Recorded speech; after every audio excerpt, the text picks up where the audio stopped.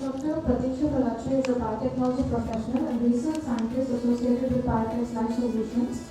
For expertise in biopharmaceutical research, molecular biology, nanotechnology, and tissue culture techniques, she has been actively involved in research and development initiatives supported by the Department of Biotechnology. She is associated with innovative healthcare and wellness initiatives through BIOTEXLIFE Solutions and actively participates in scientific discussions related to biotech and regenerative medicine. Over to you. So very good afternoon to everyone present over here. It's indeed my pleasure and an honor to be present in such an elite gathering of all doctors, scientists, and great people who are working for a common cause of human health. So thank you so much to the organizers for sending me the kind invitation to be present over here for this elite gathering. So I'm Dr. Pratiksha and I work with Dr. Leroy in BioTexLife Solutions Private Limited, where our prime focus is to find innovative, simple, cost-effective solutions to healthcare. We've been actively working in the area of exosomes and primarily looking at autologous exosomes as a modality for treatment of multiple diseases and interventions which can have positive outcomes. So in my presentation, as you can see, I'm going to be dealing with a lot of information related to what exosomes are, how they are formed, what happens within the biology of exosomes, what is their composition, and what are the treatment procedures that you can use for exosome treatments, the validation studies that we have done at our end to prove the efficacy and the output of exosomes as a therapeutic intervention.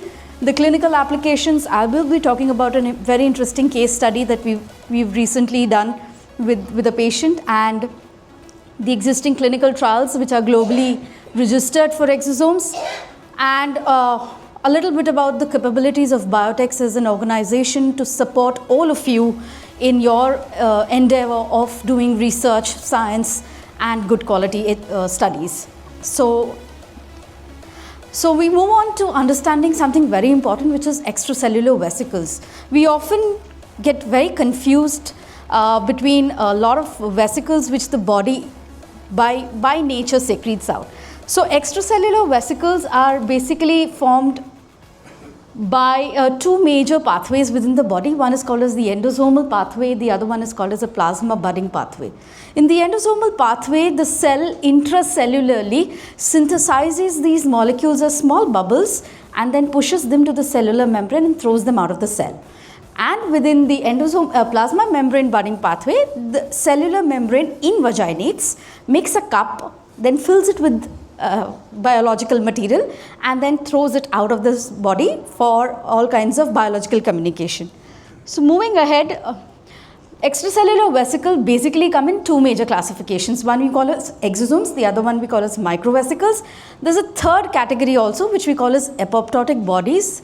Primarily this categorization is based on the size. So exosomes are the smallest in size, followed by microvesicles, followed by apoptotic bodies which are larger in size. Coming to the content, these extracellular vesicles are majorly made up of three major contents. One is nucleic acids, whether it's your DNA, your RNA, your microRNAs, your siRNAs. It is made up of lipids, and then it is made up of proteins.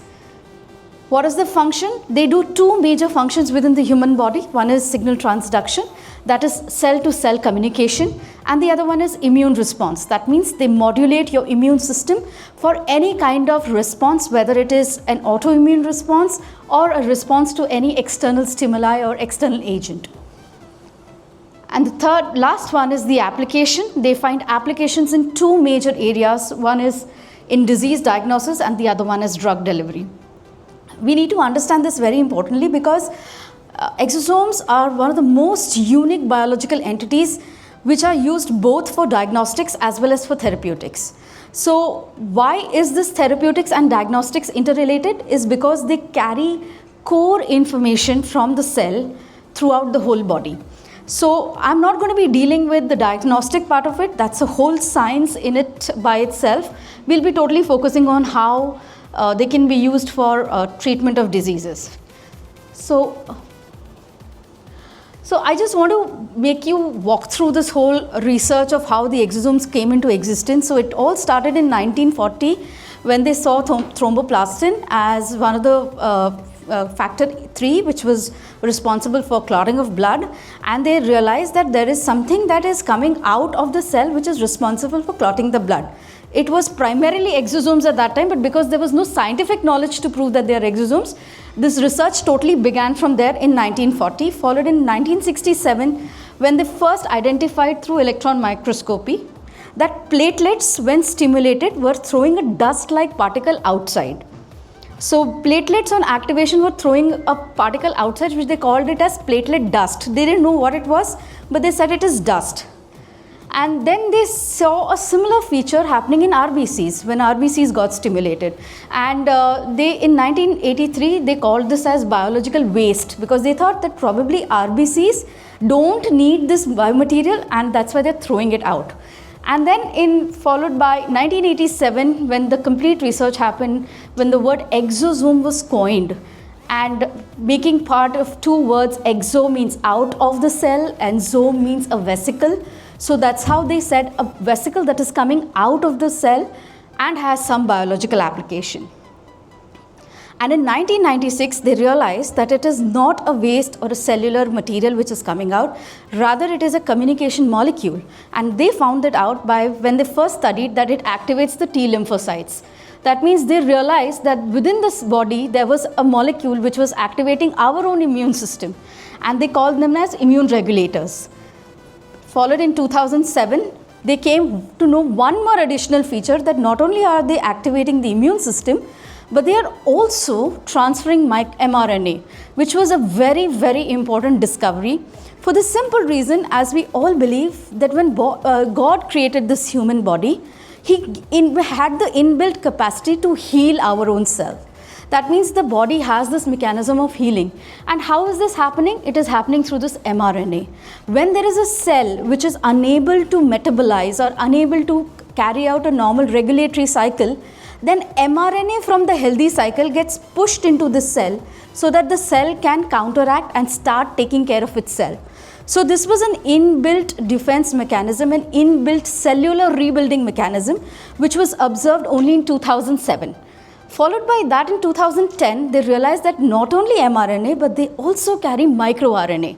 So microRNAs were small signaling molecules which actually tell you the real-time status of the cell. That means what is happening in the cell at that given point of time.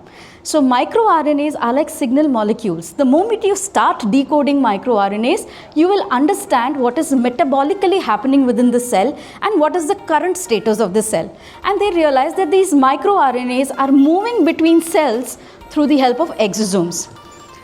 And then in 2020, Biotex comes in, where we really launch our first kit for isolation of these exosomes. Now, the whole idea of taking such a time for developing a kit was because exosomes have a very complex structure.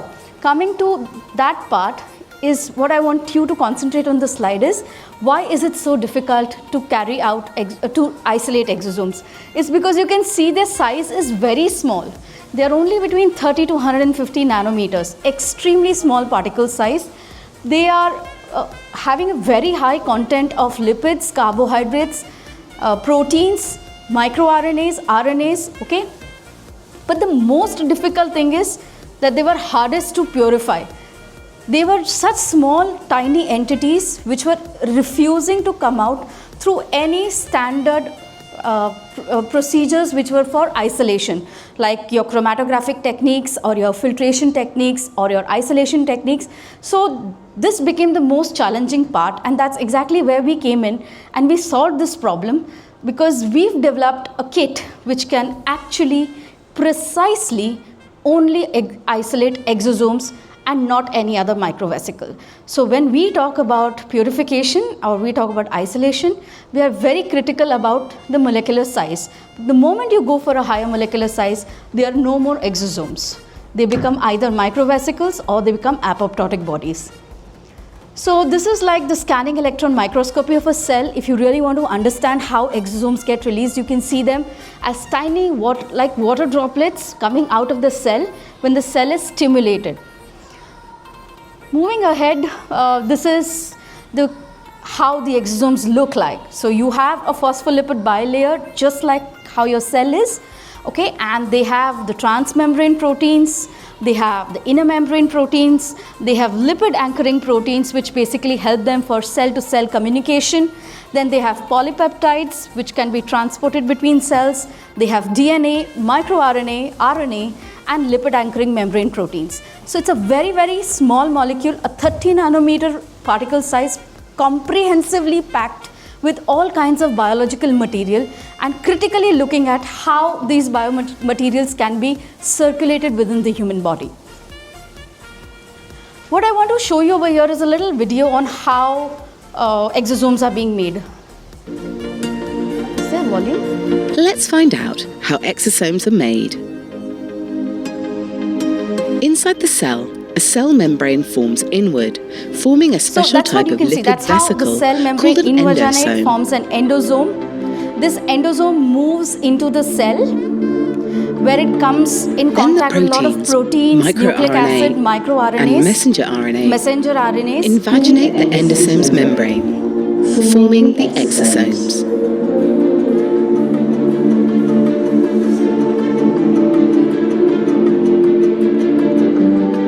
Endosomes then fuse with the surface of the cell, releasing the exosomes outside of the cell. Due to the observation of this process, historically exosomes were believed to be a waste byproduct of cells.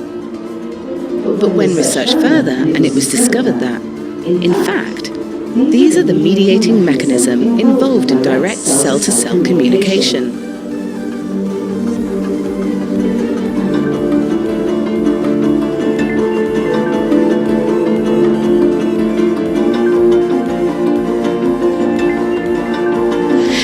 Produce an anti-inflammatory response due to the communication from the many proteins that down-regulate inflammatory proteins.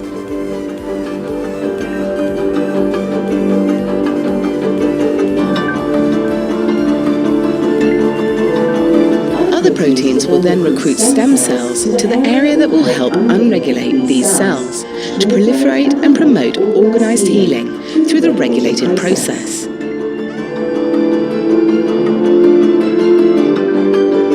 Once the task is complete, there are additional proteins that tell the cells when the healing has been completed.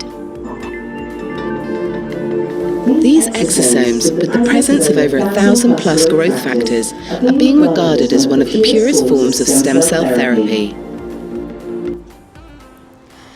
Okay, so what I want to basically show you through this video was, when we talk about body homeostasis, that means an equilibrium state within the body. How do we achieve that? Whenever there is any dysregulation or any imbalance within the body sends the cells around that dysregulation leave exosomes into the blood. What do these exosomes do? These exosomes travel through the blood. If it needs an immune response, they go and trigger the immune system and activate the immune system to take the necessary action to take care of the homeostasis. If there is a tissue damage, then they will go and trigger your stem cells, asking the stem cells to come to the recruited site and begin the repair process. So when we say that when there is homeostasis, who is telling the body where there is dysregulation and how that needs to be modulated? This complete mechanism is being regulated by exosomes. So whether it's your immune cells or your stem cells, if they need to know where they need to go and do the repair, they need to follow the information coming from the exosomes. So that's why exosomes play the most critical part in human homeostasis or regulation.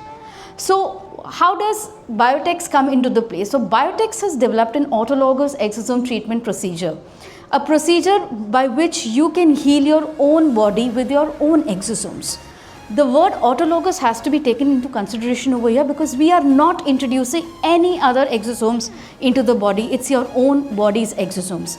So through this kit that we have developed, what are we doing? We are basically developing a protocol by which we are exploiting this inherent capacity of exosomes for treating the body. Now in this protocol, it's a basically 8-step protocol. The first step is the consultation, which is the most critical step, where all of you come into the play, where the doctor needs to have a complete understanding of what the patient is going through. So it needs an extensive understanding of what is the problem that the patient is suffering. The second thing that comes in is the nutritional plan. Now why is this very important? When the body is in a diseased condition, the quality of exosomes are very poor because the body is in a diseased condition. What do we have to do? We have to make the body ready to fight for the disease. So for this, we need to put them in a nutritional therapy. What will nutritional therapy do? Nutritional therapy will enhance the quality and quantity of exosomes within the body. Now when this happens, what is going to happen is whatever treatment protocol you're going to follow after this, the therapeutic efficacy of the protocol will be enhanced multifold because of the nutritional intervention.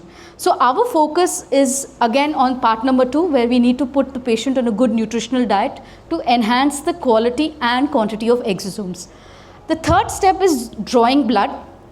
So you draw the blood, your peripheral human blood. Then after that you just incubate it. Now this is the most critical step. As Dr. Leroy has already told you that we need to show that we have to minimally manipulate the blood. We cannot add any stimulants, we cannot add any chemicals. So we are making use of thermal biostimulation. That means we are increasing the temperature of the blood by 1 degree and incubating it at 38 degrees. Now what is this doing? When I am incubating blood at 38 degrees, I am giving a thermal shock to the cells, to the RBCs, WBCs and the platelets. This thermal shock will promote the cells to release the exosomes which are sitting inside of them. So exosomes are being constantly synthesized, but they are all intracellular. They will only come out when there is a threat, there is a disbalance, dysregulation, or if there is any stimulation. So what we are doing is we are giving a heat stimulation. Now in this step, all the exosomes here, WBCs, RBCs and platelets will release their exosome into the blood. And then after that we centrifuge it so that we separate the cellular material from the exosomes, and then we collect the plasma, we give the anesthesia to the patient. So we centrifuge, we collect the plasma, and what we collect it is through a patented and proprietary filter. Now when I said this is patented and proprietary, because this is the filter which will allow only 30 nanometer particle size to pass through it, and not any other particle. So no other extracellular vesicle is coming in your system except exosomes. Now after this, all you need to do is give anesthesia to the patient locally wherever there is pain, wherever there is, if there is a cosmetic application, if it is for pain management, if it is for any kind of management, you can either give it intravenously if you want to, otherwise you can always give it locally. So you can just have to inject it and kind of push the exosomes, and they will do the job. They will do the treatment. So what is it that we deliver which others can't deliver? The biggest thing is about the proof of superiority. There are a lot of kits in the market which are claiming that they are autologous exosome kits, but they don't have any validation data to prove that they are injecting autologous exosomes and not anything else. So this is where we've come in. We've done a lot of validation studies. We've done the purity, we've done the characterization as per MISEF guidelines, which are internationally recognized guidelines for exosomes identification and characterization, and we've also done the efficacy testing. So what you see over here is our own sample of exosomes isolated through our kit, and I know it's not very clear, but you can see the vesicles, the little vesicles all over the place, and the average vesicle size what we got was between 30 and 35 nanometers after purification, which shows that we are only giving exosomes and no other cellular debris or any other extracellular material. And you can see the size, you can see the morphology, absolutely cup-shaped circular morphologies. That means we are not even disrupting the morphology of the exosomes. If you look at any other protocol which are for exosome isolation, which basically use centrifugation techniques or chromatography purification techniques, they use very harsh purification techniques like 10,000 RPM and use of other chemicals which disrupts the exosome shape. That means the morphology gets disrupted. And the moment the morphology gets disrupted, all the cellular component like comes out, and then you don't have the therapeutic efficacy. So to maintain the efficacy, the shape has to be maintained, the size has to be maintained, and what we show over here is the surface biomarker characterization for exosomes. We've kind of done flow cytometric analysis of all our samples, and what you can see is in the first image, what you can see is the extravesicular components, EVs, which are like broad in size. That population was then put on a CD45, CD9 panel, where we saw that only 2% of population was positive for these biomarkers. This was crude preparation, not done through Biotex, but through some competitor kit. So this is the sample prepared through the competitor kit. And when the same sample was prepared through our kit, you can see that the population has gone almost 50-fold up, and they are positive for CD45, CD9 markers, which clearly show that they are exosomes coming from WBC origin, and they are exosome positive because they are positive for CD9. We've also done positive for CD45, CD9, CD81 and tetraspanin markers. So that data I have not shown over here because the data has gone for publication. We'll soon be having a publication this coming up, after which we can share the publication details with you. But what we are trying to show is we are 100% confident of what we are giving to the patient. Unlike other kits or competitors where they say or claim that they are giving exosomes but have no validation or proof to show that they are exosomes. So exosomes are considered as master communicators. Why they are considered as master communicators? Because they are responsible for autocrine, paracrine and endocrine signaling. So within the cell, if any communication is supposed to happen, that is regulated through exosome. Cell to cell also it is regulated through exosomes. Cell to different organs is also regulated through exosomes. So that's why they are called as master communicators. They can be seen in all kinds of body fluids. So whether you take your saliva, whether you take your sputum, whether you take blood, CSF, urine, you will find exosomes everywhere. So that means exosomes can be used for all kinds of medical interventions. Interventions where you have limitations of fluids can also be used and treated through exosomes. Even in breast milk, so exosomes are extensively present in human breast milk as well. And they coordinate tissue homeostasis. That means I told you that the main focus is to maintain a state of equilibrium within the body. And they reprogram the recipient cells. How do they reprogram? Is when they carry the cargo, they force the surrounding cells to reprogram themselves and start healing themselves on their own. So this is the beauty of exosome therapy, is without using any external agent as a therapy, you are initiating or triggering your own body to start healing on its own. So absolutely safe, absolutely approved therapy, and outcomes are fantastic when it comes to therapy. So I'll be sharing some other information with you is how do exosomes work in immune modulation. So they work on dendritic cells. They bring down the co-stimulatory molecules, they bring down the pro-inflammatory molecules, and Tol DCs, they kind of activate Tol DCs. If you look at T cells, they also regulate T cells by bringing down T cell activation, improving by T cell regulation and Th1, Th17 responses, which is basically your CD4 T cells activation. It works on macrophages. We've seen quite a lot of studies over here spoken in yesterday about macrophage activation for self-healing. So exosomes work excellently for M2 polarization. That means initiating macrophages to become anti-inflammatory rather than pro-inflammatory. And on NK cells, they work on reducing the cytotoxicity, and IFN gamma production is decreased, and they modulate tumor surveillance. And on B cells, they do the same. So they kind of decrease the B cell proliferation, antibody production, and induce B regulatory cell metabolism. Coming to exosomes in cardiac and skin regeneration, so especially in post MI cardiac repair, exosomes have shown excellent recovery because they've been data to prove that they carry microRNAs 21 and 210, which are very, very important microRNAs for myocardiocyte survival.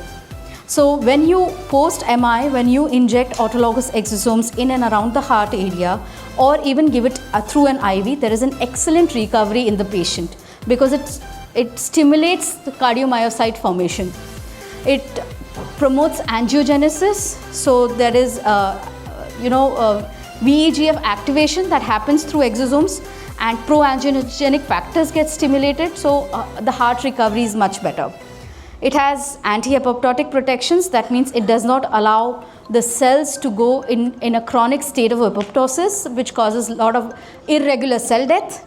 And it also works on this whole study is on early phase clinical trials. That means they have already gone into the first phase of clinical trials, and hopefully in the coming years you should be able to use exosomes in post-MI repair. If you look at skin regeneration, it has anti-inflammatory modulation, it works on angiogenesis, reepithelialization, it does ECM remodeling, that means it will help in development of the extracellular matrix, and pilot clinical data is already done. There's enough evidence to show that exosomes are excellent in wound healing and regeneration. Coming in neural and musculoskeletal regeneration, exosomes have neuronal regeneration capacity. They promote axonal growth, and they are neuroprotective. That means they reduce anti-inflammatory responses, promote anti-inflammatory responses and reduce pro-inflammatory genes. And they are shown to have a BB penetration. That means they are able to extensively cross the blood-brain barrier. The classic example is standing right in front of you. I had very acute sinusitis. I could not breathe. My one nostril was completely blocked, and I had difficulty in breathing. I could not walk for a very long distance because of blocked noses. So just 2 sittings of autologous exosomes through nebulizer, and I'm absolutely fine. Both my nostrils have opened up and I'm breathing fine. There's no tiredness, there's no issues. I can walk, I can run, so I'm absolutely fine. So from this classic example, you can understand that you don't need any other interventions to come for the treatment. Your own body, by nature, by its own design, has the capacity to heal itself. Only thing is we need to realize and understand and exploit this mechanism of healing so that we can achieve better results.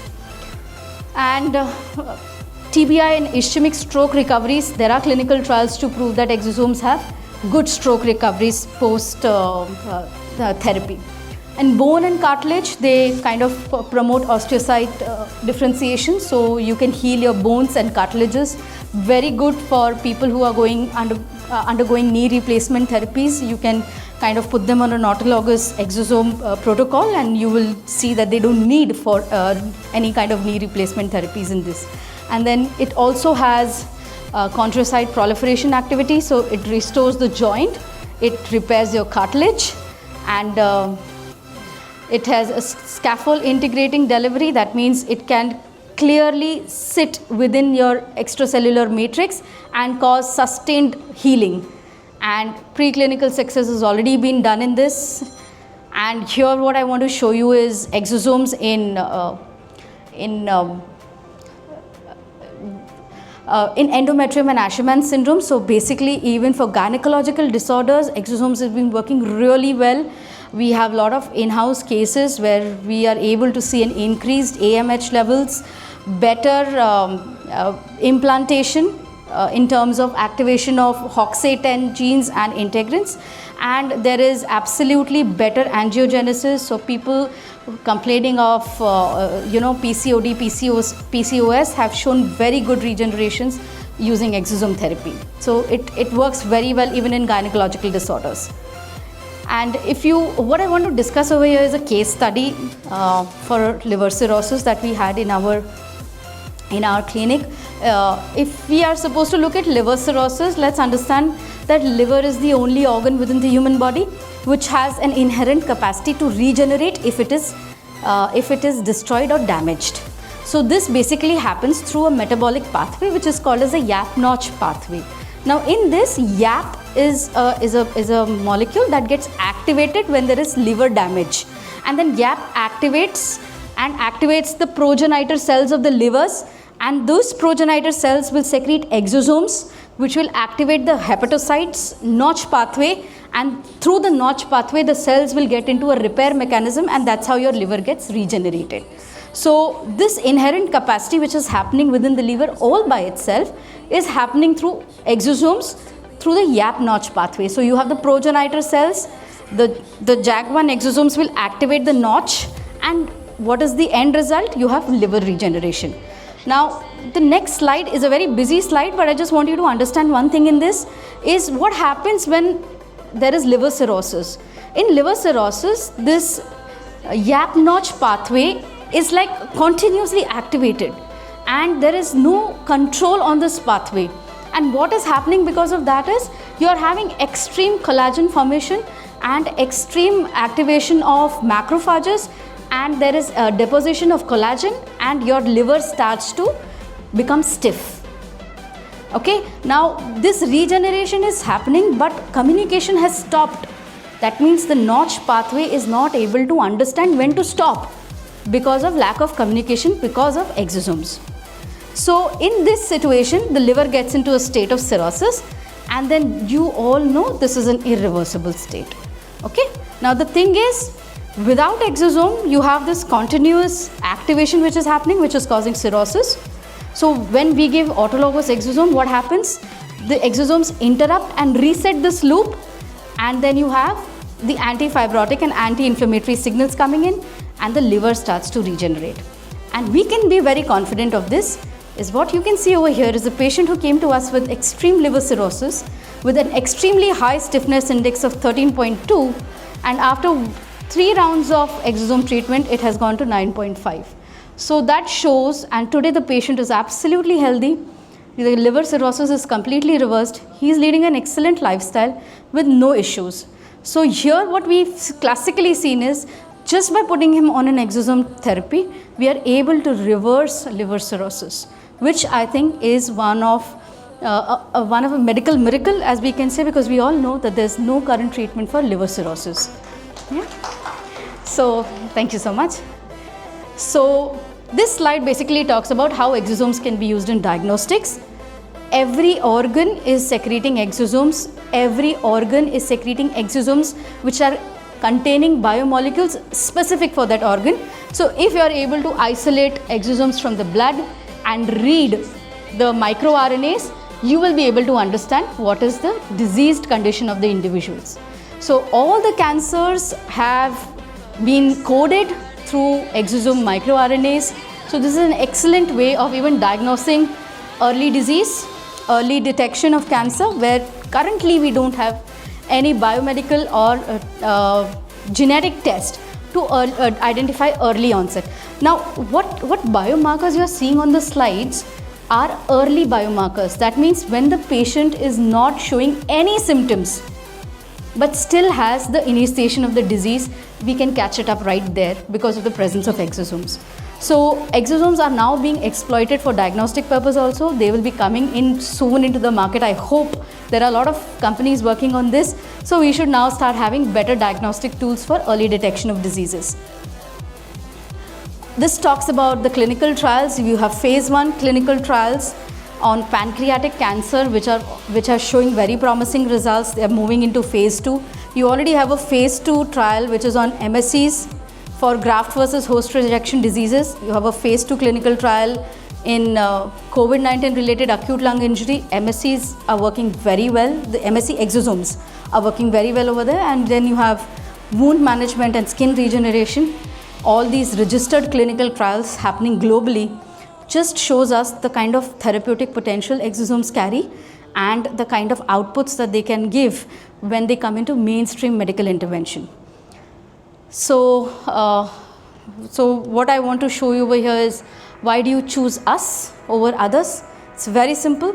We have the highest purity. There are companies globally which are claiming that they can their kit can have about 1 billion exosomes per ml, but we have a quadrillion exosomes, that is 10,000 times more exosomes per ml in compared to other competitor kits. So in terms of purity, in terms of numbers, we are highest, In terms of safety, you don't need to worry because the complete blood protocol or purification system happens under a closed environment where the blood is not coming in contact with the air also.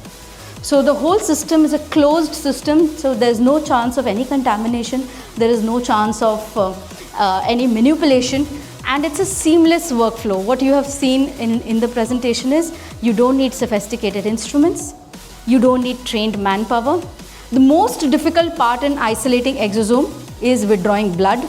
If you can withdraw blood, then you can definitely withdraw the exosomes, and can be done by anybody. Trained technicians are not required because only 3 steps: centrifugation and filtration and withdrawal of blood, and that's it. Sorry? Incubation, that's the thermostimulation. Other than that, okay, in steps. Okay, sorry, that's my mistake. Yeah, so it's incubation, filtration, and centrifugation and filtration. Yes. So what we do is we don't just inject cells, we are just injecting pure essence of regeneration, because we are very confident that what we are injecting is exosomes, not cellular debris, not any other extravascular component, not growth factors, not any other molecule, pure exosomes. So what does Biotex have to offer over here? So at Biotex, we believe in integration, we believe in hand-holding, we believe in supporting our colleagues, and we want to show that we all can come together and make a difference. So what does Biotex has to offer to you in terms of support? We do proof of concept development. So if there's anybody who has an idea related to exosomes or nutraceuticals and wants to understand whether it can be converted into a successful product or a process, we are here to help you. We take up studies for POCs and developments. We do lead optimization and identification. So we identify drug lead molecules, we identify technologies which can support you. We are into in silico and computational analysis. So we do a lot of drug prediction, drug interaction, drug docking studies through our expertise in-house. We also kind of work with in vitro analysis and bioassays. So we have a very strong 2D cell culture laboratory where we can do a lot of in vitro bioassays for say pathway elucidations, or if you want to understand the metabolism mechanisms, or if you want to understand therapeutic outcomes, we can do that for you. And we do formulation development and optimization. That's our core strength. We already have a huge portfolio of our own products. We do preclinical animal studies as well. So if there's anybody who would love to collaborate with us to understand preclinical studies for their lead molecules or for the technology, we'll be more than happy to help them. And then we do clinical development right from phase 1 to phase 3, both India and abroad. So globally also we have partners with which we do preclinical phase 1, 2, 3 studies, and we can also do give you complete guidance on regulatory affairs and compliance. So we kind of are there in the complete product life cycle stage and offering end-to-end solutions for all kinds of technologies. So Biotech becomes the one-stop shop for all your needs, whether it is research, product development, or concept. And towards the end, I'd just like to share our ongoing projects. So we have a lot of research currently happening. So our primary research is on nanocurcumin for triple negative breast cancer and ER/PR positive breast cancer, where we are trying to establish nanocurcumin as an adjuvant therapy for treatment with paclitaxel and tamoxifen as a chemotherapeutic agent. So our studies are going on in that. We have an anti-diabetic herbal formulation. So our animal trial studies are going on, the safety, efficacy, toxicity, and complete acute and subacute toxicity is going on right now. We are awaiting results in the next 3 months, and hopefully we should be positive about the outcomes and release this drug soon. We have another very interesting topical herbal formulation for diabetic foot ulcers. It's preclinically showing amazing results. We are on its clinical trials. We are going to begin very soon, so we should be able to have completely herbal formulations for it's a multimodal drug formulation. So diabetic foot ulcers basically has 3 important things. It needs something that needs to target the antimicrobial load. It needs something that needs to target the inflammation. It needs something to target regeneration, tissue regeneration. So this formulation is basically doing all the 3. It is antimicrobial, tissue regeneration and anti-inflammatory. So something very unique. And then we are going to be patenting some new lead molecules for multi-drug resistant MRSA strains. We've identified some new herbal leads. So we are working on patenting them, and soon we should have them in the market as well. Our main focus is on antimicrobial drug resistance, which is going to be the next, I think, epidemic coming very soon. We are seeing how the resistance patterns is developing, how we are running short of antibiotics and drug molecules, and we are trying to work on that through the in silico model.